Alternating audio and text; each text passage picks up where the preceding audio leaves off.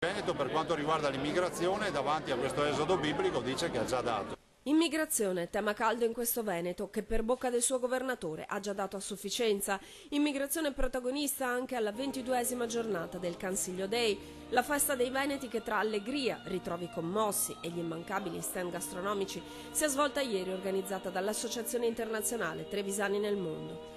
Nella piana della foresta d'Aremè della Serenissima, in località Sant'Osvaldo, al confine tra le province di Belluno e Treviso, i veneti si incontrano e si confrontano sul tema dell'emigrazione, soprattutto in chiave moderna.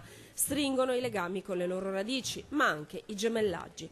Su questo sfondo il governatore non può non tornare sull'argomento principe delle cronache, gli sbarchi ormai incontenibili, incalcolabili, l'assenza dell'Europa, il piano del governo per ridistribuire i disperati in tutte le regioni d'Italia e la polemica dei molti amministratori che dicono non qui non ce la facciamo più. Quasi l'11% di popolazione in Veneto è immigrata, quindi oltre 500.000 persone, davanti a 200.000 disoccupati, dei quali almeno 35-40.000 immigrati, noi dobbiamo dire che prima ovviamente vengono i nostri cittadini e poi quelli del resto del mondo.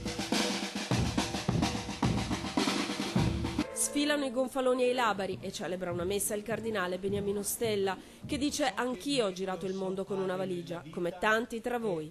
Zaia gli regala la bandiera con leoni di San Marco e vanta l'orgoglio dell'emigrazione in stile veneto. Non siamo andati a riempire le patrie galere in giro per il mondo, ma siamo andati a lavorare, a portare civiltà e a occupare anche posizioni di prestigio. Basti pensare al governatore di Belmore, Frank Gobbo, piuttosto che al sindaco di Sydney,